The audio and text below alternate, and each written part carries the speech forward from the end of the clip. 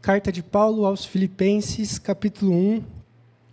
E nós vamos ler do versículo 1 até o versículo 11, em nome do Senhor Jesus. Diz assim a palavra de Deus.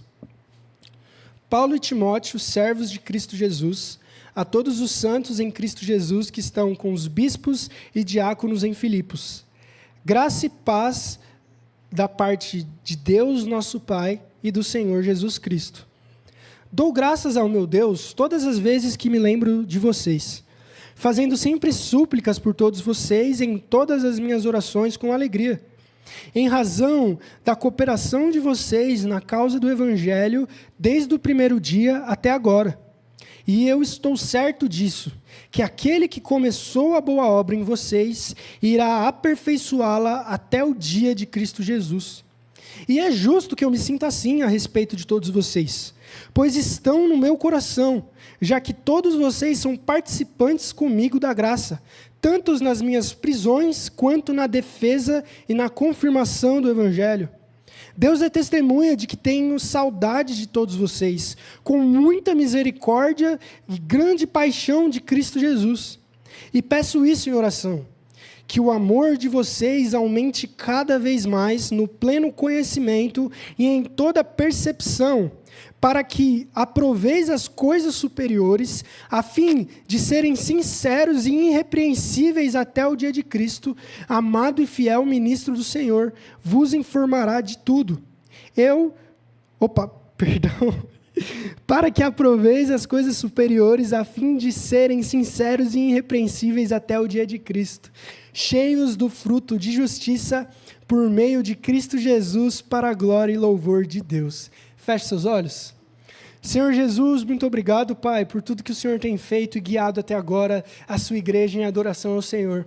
Nós oramos e pedimos que o Senhor continue fazendo isso nesse momento. Abra o nosso entendimento para que a gente possa absorver os ensinos da sua verdade, que o Senhor possa quebrantar e amolecer os nossos corações, para que a gente se torne cada dia mais parecido com você, Jesus. É essa a nossa oração. Nos capacite e que a gente possa ter um bom momento de pregação. Amém. Pode sentar.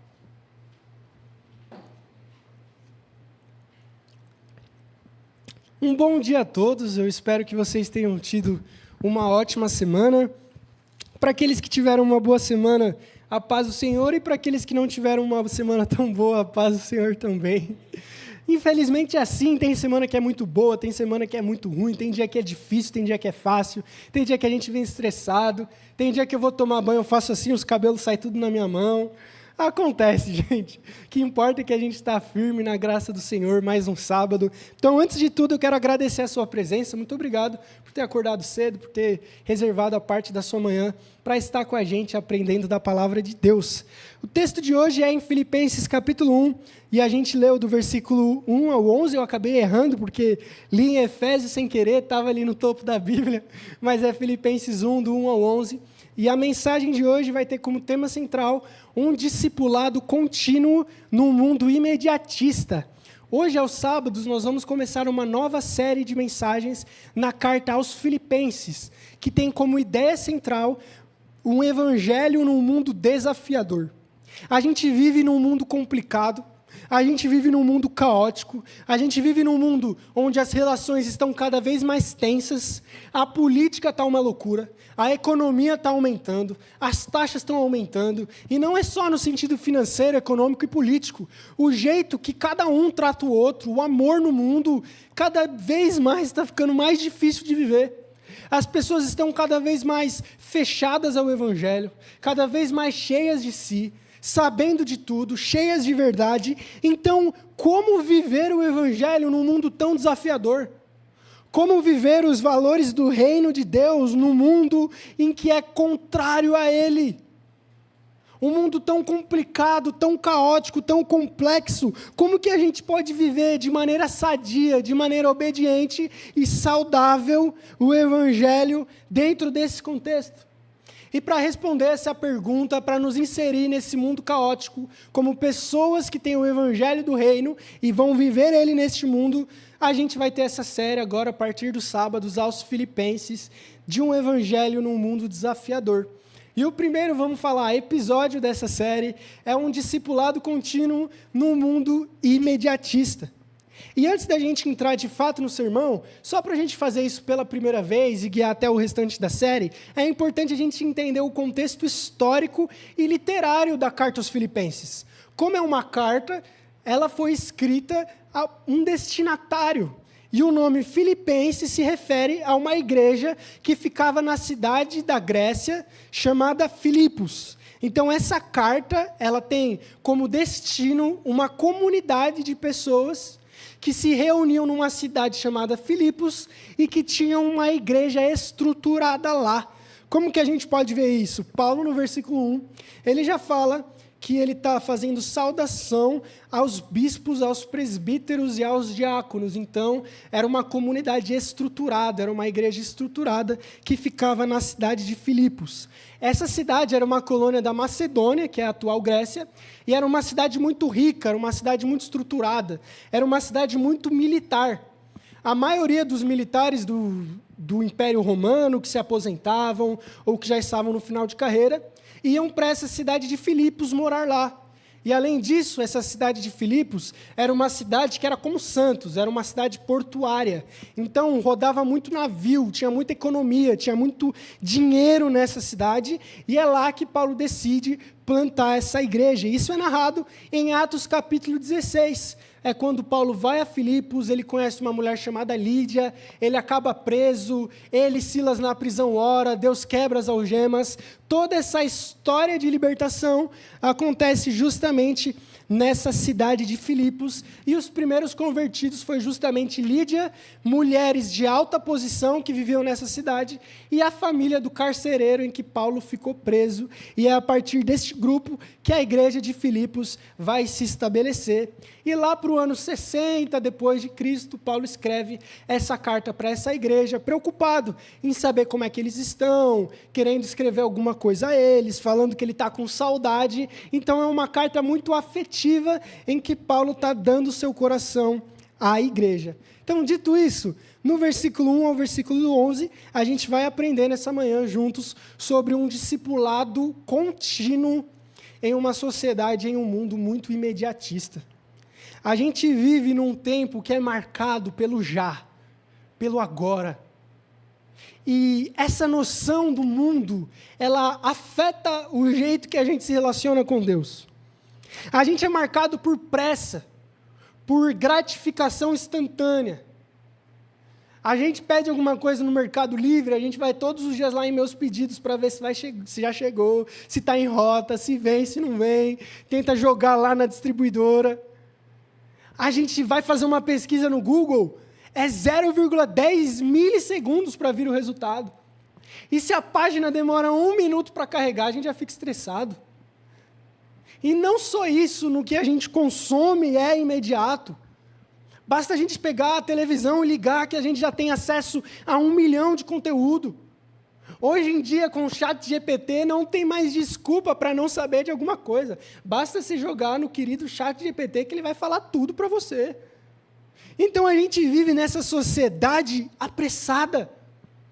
E basta você pegar o metrô em São Paulo que você vai perceber quão apressada é a galera.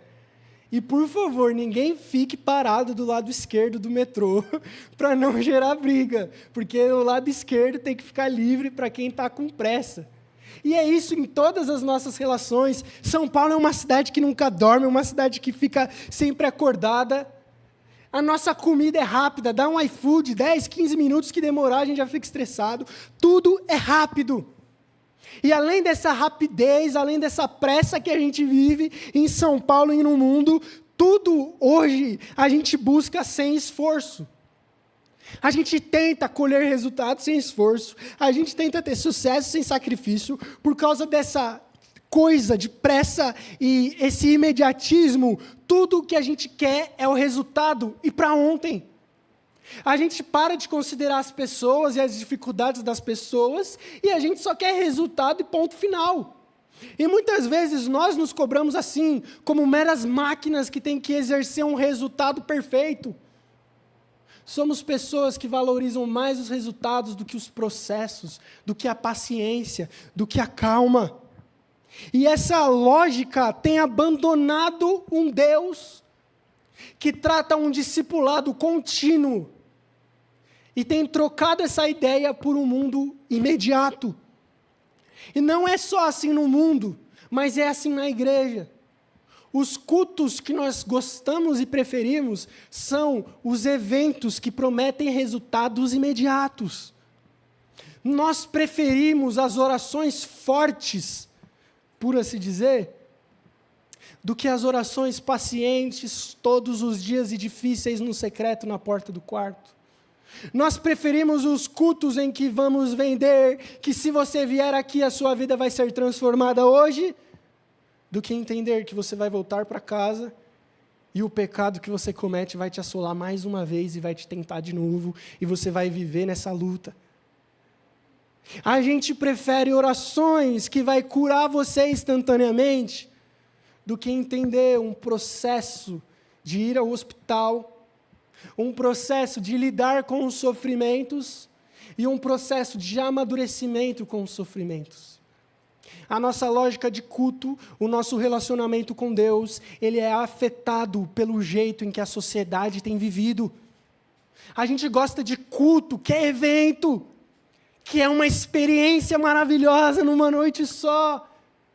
E a gente dá preferência, muitas vezes, a eventos fantásticos, só que pontuais, do que às vezes eventos que são normais, mas que são constantes. E Paulo ele vem nos alertar no texto de hoje, que Deus ele trabalha muito mais de maneira constante, contínua, do que de uma maneira intensa e de uma vez só. E é muito importante a gente entender isso, que em vez de buscar um Deus que vai nos dar aquilo que a gente quer e precisa para ontem, Deus quer nos amadurecer a cada dia até a volta de Cristo, para que a cada dia a gente se torne mais parecido com Ele.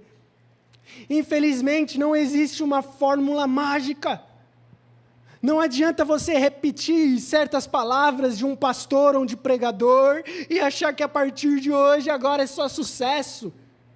E eu acho que você já percebeu isso depois do dia que você aceitou Cristo ou se batizou. Depois do dia que você falou que aceita Jesus e que se batizou nas águas, os problemas não pararam.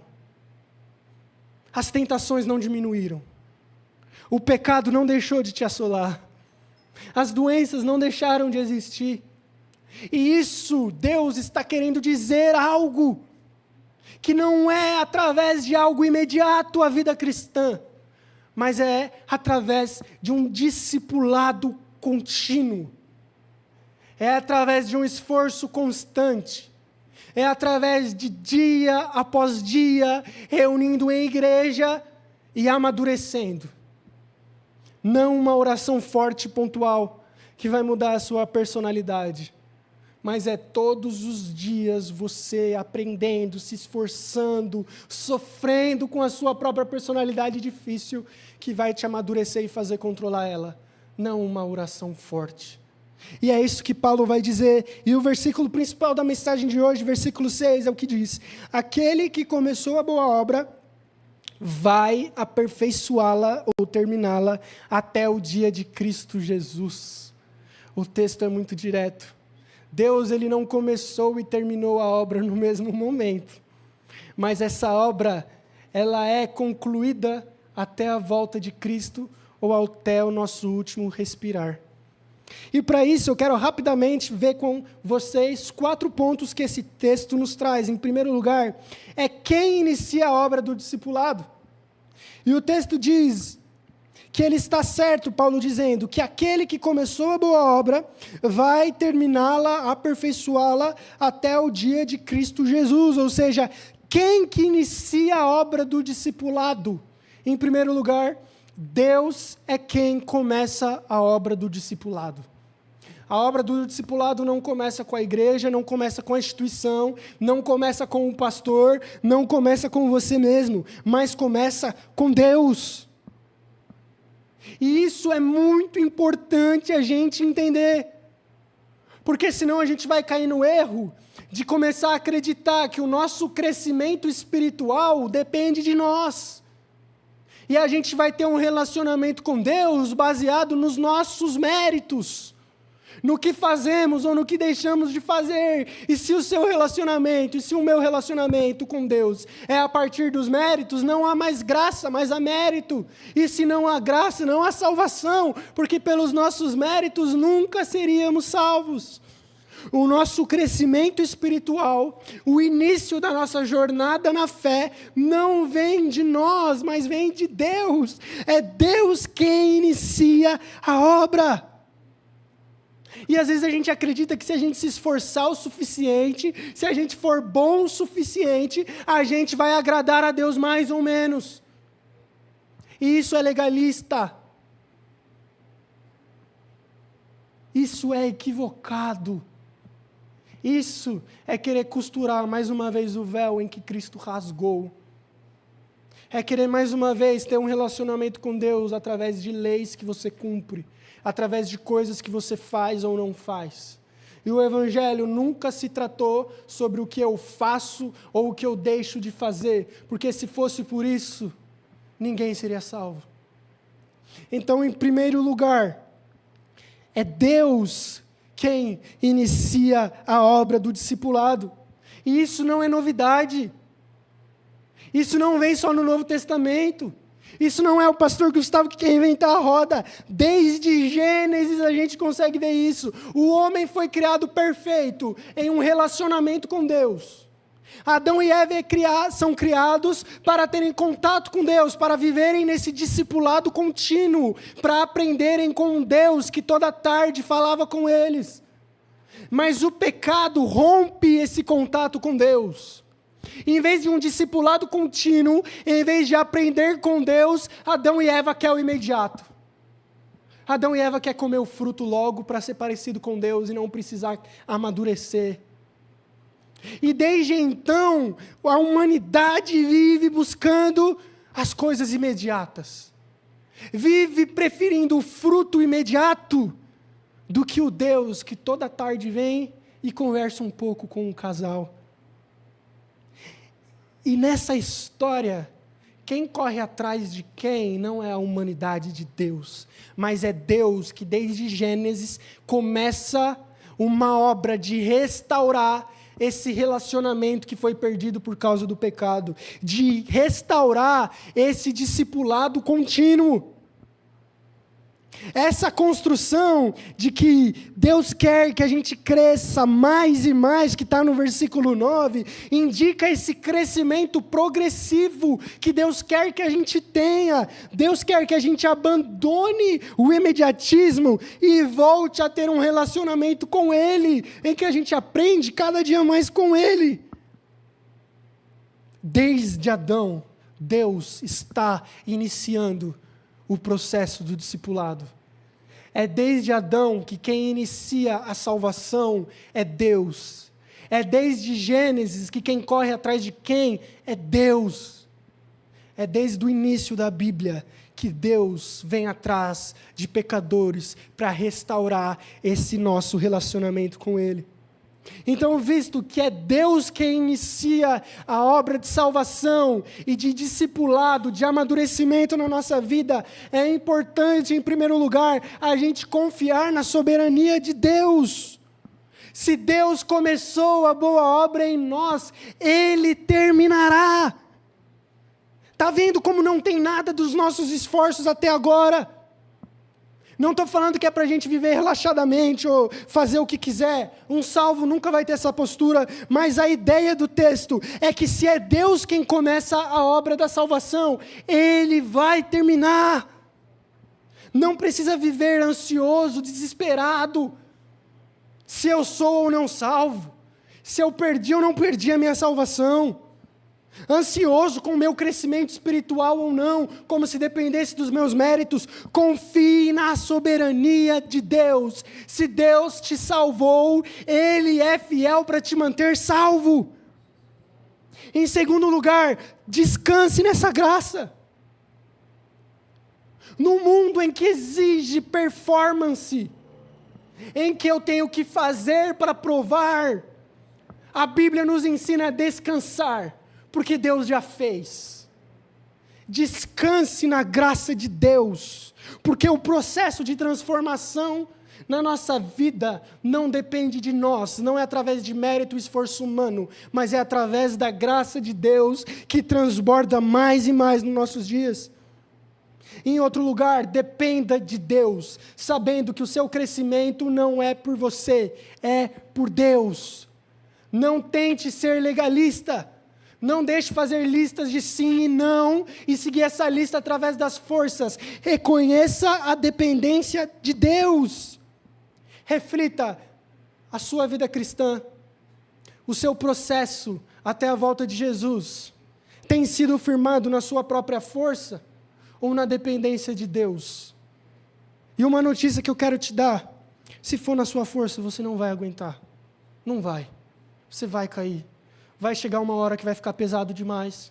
Vai chegar uma hora que vai ficar triste demais. Vai chegar uma hora que vai ter frustração, vai ter decepção.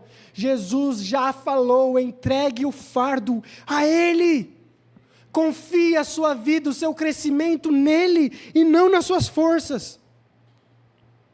E em segundo lugar, o texto nos ensina que esse discipulado contínuo, ele não é passivo, mas ele acontece em comunhão na missão. Olha o que diz o texto: é justo que eu me sinta assim, falando que Deus vai começar e terminar a boa obra até a volta de Jesus. Por quê? Porque a igreja de Filipos era participante com Paulo na obra, tanto nas perseguições quanto na defesa do Evangelho. Ou seja, pessoas que estão num discipulado contínuo, elas se envolvem na missão, elas se envolvem em comunhão. Não tem como crescer espiritualmente sozinho. Não existe eu sou igreja. Não existe crescimento pessoal individual. Você precisa de alguém. Você precisa do seu irmão. Você precisa da sua irmã. Você precisa da igreja. Nós precisamos uns dos outros. É só em comunhão que existe discipulado. Não é me trancando no quarto com meia dúzia de livros, lendo e orando sozinho que eu vou crescer espiritualmente. Mas é também em comunhão, juntos, na missão de Deus. É assim que há discipulado. Os filipenses não davam dinheiro para Paulo e falavam: Paulo, você prega, a gente fica aqui na igreja. O nosso papel é só dar grana.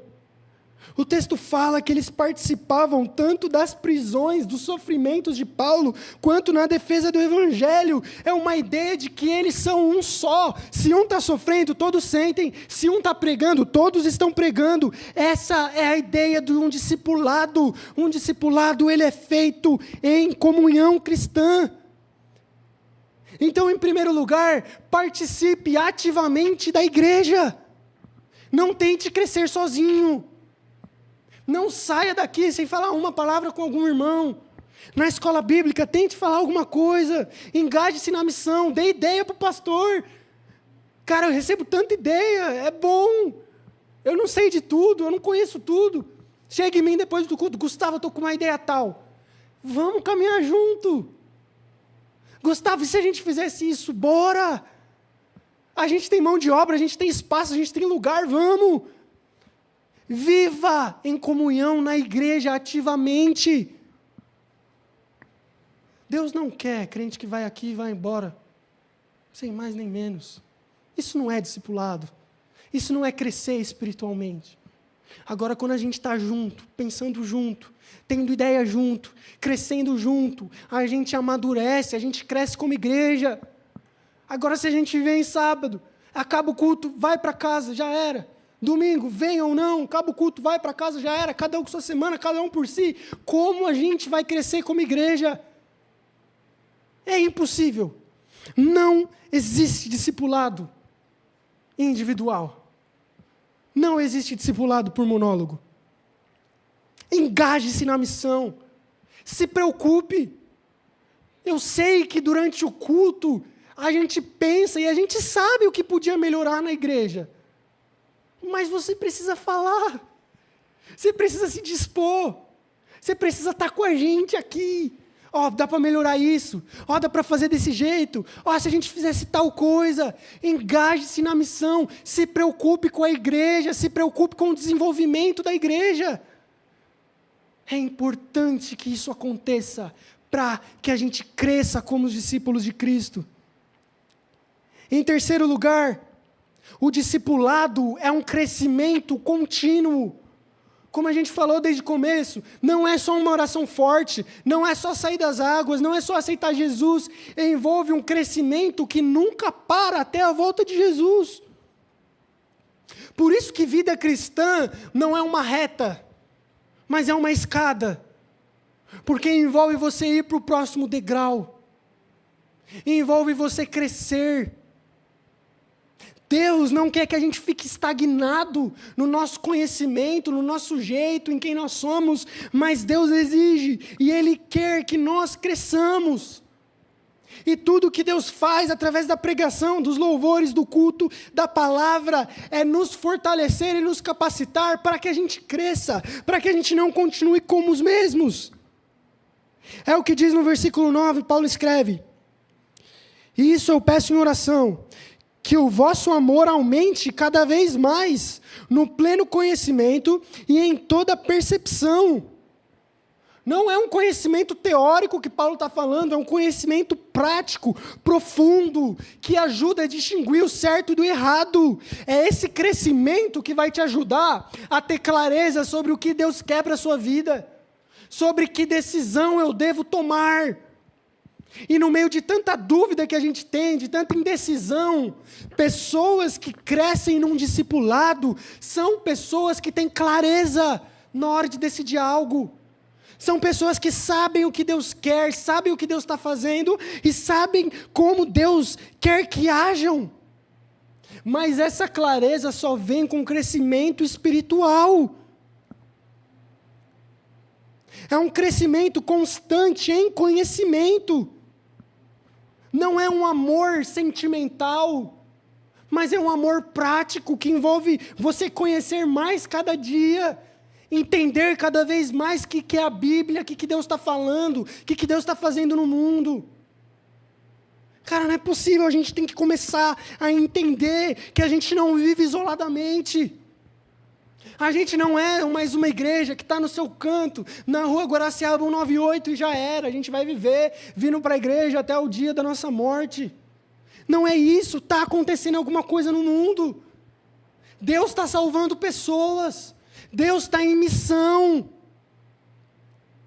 Crescer espiritualmente é conhecer cada vez mais do que Deus está fazendo no mundo e como Deus quer que a gente haja.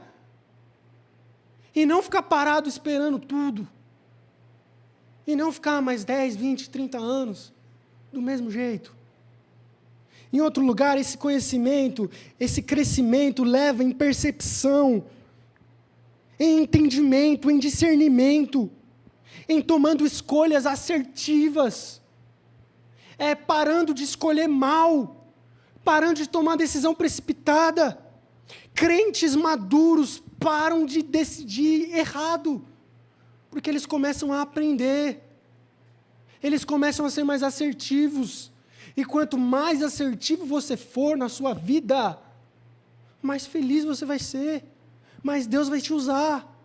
Agora, se em todas as situações a gente for precipitado e imaturo, a gente não cresce nunca, Deus não nos usa nunca, nós não estamos satisfeitos nunca, e é óbvio que a igreja dele não cresce nunca. Então é importante para a gente crescer como igreja, a gente entender que a igreja deve ter um discipulado contínuo. Deve envolver crescimento espiritual nas pessoas. Não só conhecimento bíblico, teológico, mas conhecimento prático. E para isso não é individualmente que acontece, mas em comunhão. E em quarto e último lugar, um discipulado contínuo frutifica. Aquele que teve a boa obra iniciado por Deus no coração, vive crescendo espiritualmente, dá frutos. Quando Jesus fala isso em João capítulo 15, ele não coloca como uma escolha, ele coloca como algo automático.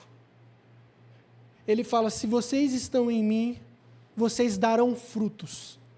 É uma certeza. E aí ele fala, e a árvore que não dá fruto, ela é cortada e lançada ao fogo. Por que quem não dá fruto é lançado ao fogo, segundo Cristo? Porque a obra de Deus nunca iniciou na vida dela. Ela nunca cresceu espiritualmente. E aqueles que não crescem espiritualmente, aqueles que não têm a obra de Deus que começou na vida e que vai ser aperfeiçoada até a volta de Jesus, não são crentes. E aqueles que não são crentes, Jesus diz, é cortado e lançado ao fogo. Então é muito sério a questão do discipulado, do crescimento espiritual na igreja. Aqueles que não crescem espiritualmente não são verdadeiros cristãos. Porque quem é crente de verdade teve a obra de Deus iniciada no coração. Quem é crente de verdade amadurece a cada dia. Quem é crente de verdade dá fruto. Quem é crente de verdade se dispõe. Quem é crente de verdade decide viver o evangelho e não fica preso. Não quer viver sozinho. Então é importante a gente entender o que Deus quer para as nossas vidas. Não é um cristianismo nominal. Deus não quer que quando o IBGE bata na sua porta, você fala assim, eu sou crente, sou adventista da promessa. Não é isso que Deus quer de você. Deus quer de você um homem, uma mulher, que teve a obra de Deus iniciada na sua vida e que a cada dia tem essa obra aperfeiçoada no coração. E como alguém sabe que de fato começou essa obra no seu coração? Através das suas escolhas assertivas, através do seu crescimento em maturidade e através dos frutos que você dá. O texto conclui dizendo, para que aprovem as coisas superiores, a fim de serem puros e irrepreensíveis até o dia de Cristo, cheios do fruto da justiça que vem por meio de Jesus Cristo para a glória e para o louvor. O discipulado se manifesta em frutos visíveis. Discipulado contínuo traz evidências que você foi transformado. Não existe transformação sem evidência. Como que a gente sabe que alguém é salvo? É pelo que a pessoa faz, é pelo que a pessoa é como a pessoa se porta. E isso confronta o cristianismo superficial, isso incomoda a gente, isso faz a gente coçar, isso dá raiva. Por quê? Porque Deus não quer um cristianismo superficial. Deus não quer que a gente só venha para o culto, sente, vá embora. Infelizmente. Para o descontentamento de muitas pessoas. Deus não quer um evangelho baseado em sensações, em experiências, em emoções. Deus quer um evangelho baseado em transformação de vida. Em pessoas que eram pecadoras e foram transformadas. Em pessoas que são chamadas para manifestarem Deus no mundo.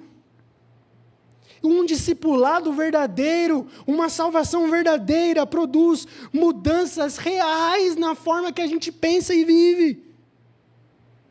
E, em último lugar, essa justiça é a justiça que Cristo nos deu. Não é então para a gente sair então num cristianismo ativista. Então eu vou fazer um monte de obra para agradar a Deus. Não é isso. A ideia é que, em primeiro lugar, a obra da justiça foi a que Cristo deu no nosso lugar.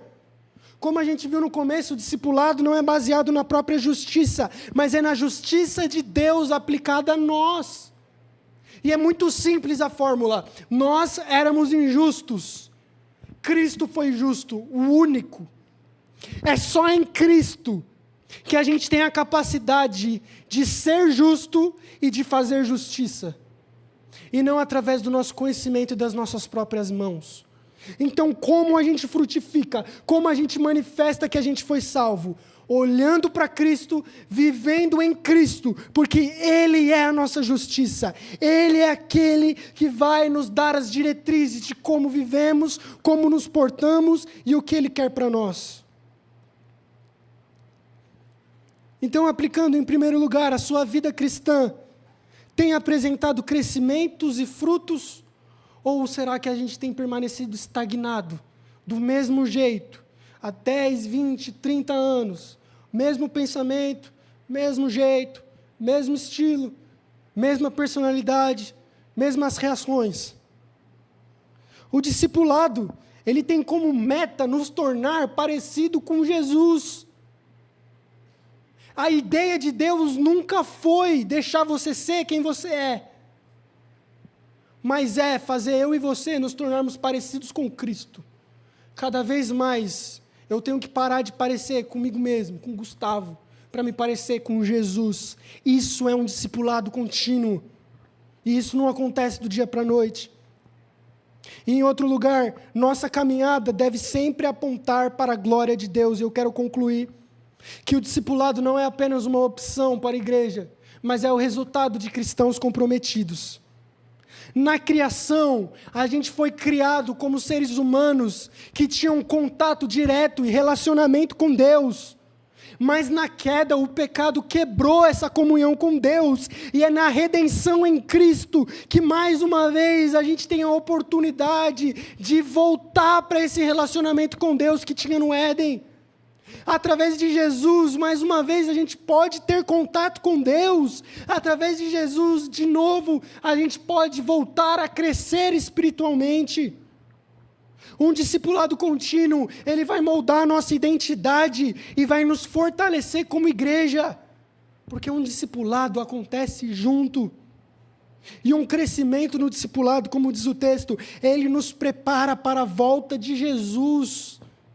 Porque aquele que começou a boa obra vai nos aperfeiçoar até o retorno de Cristo. Um discipulado nos prepara para a volta de Jesus, não como as virgens imprudentes, mas como as virgens prudentes, que estavam preparadas com as suas candeias acesas para o noivo.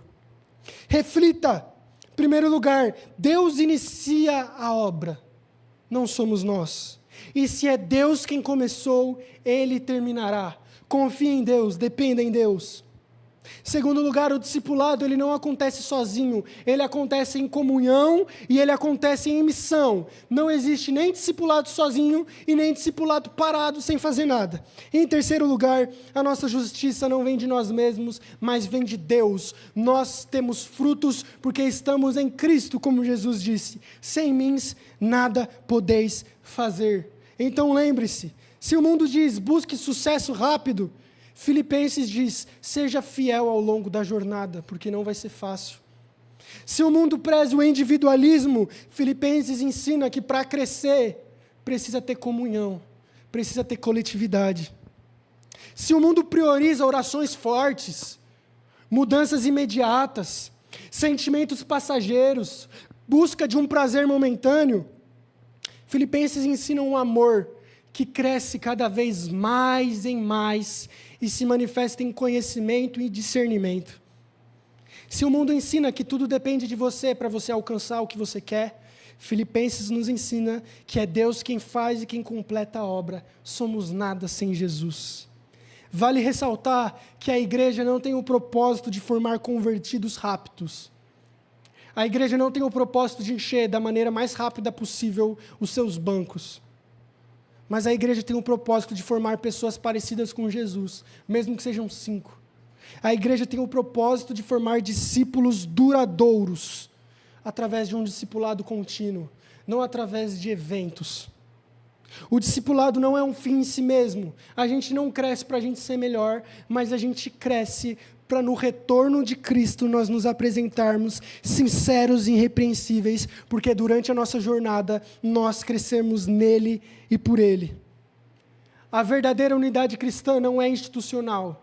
Não é porque a gente está na mesma igreja, não é porque a gente está um do lado do outro, não é porque a gente congrega na mesma igreja e está no mesmo cadastro que a gente está unido em comunhão. Ela não é meramente institucional. A comunhão, ela é, na verdade, algo espiritual, algo sincero, algo na vida diária. É levando os fardos um dos outros, se preocupando com a vida dos outros, se colocando no lugar dos outros, estando juntos, pensando como a igreja do Tatuapé pode ser uma igreja melhor para 2025. E eu quero terminar, de fato, com algumas instruções práticas. Primeiro, A gente precisa confiar na soberania de Deus na obra da nossa vida. A gente precisa buscar a comunhão no nosso corpo como povo de Deus. A gente precisa se engajar na missão do Evangelho. E a gente tem que começar a investir em longo prazo na igreja local, através de relacionamentos verdadeiros, ao invés de uma espiritualidade que é baseada em moda, em modismos, em experiências passageiras ou em cultos impactantes. Mas priorizar relacionamentos ao longo prazo, de pessoas maduras que vão crescer juntas para a glória de Deus. É isso que faz uma igreja forte. Fica de pé em nome do Senhor Jesus.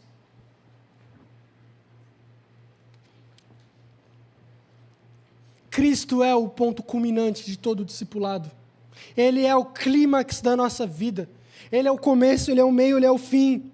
Jesus é aquele que começou a boa obra e vai completar. Hebreus diz que Ele é o autor e o consumador da fé. Jesus é aquele que nos une no corpo. Nós temos comunhão porque Jesus nos colocou em um só corpo. É Cristo que nos torna justos. É Ele que, através do sacrifício, nos faz capazes de vivermos.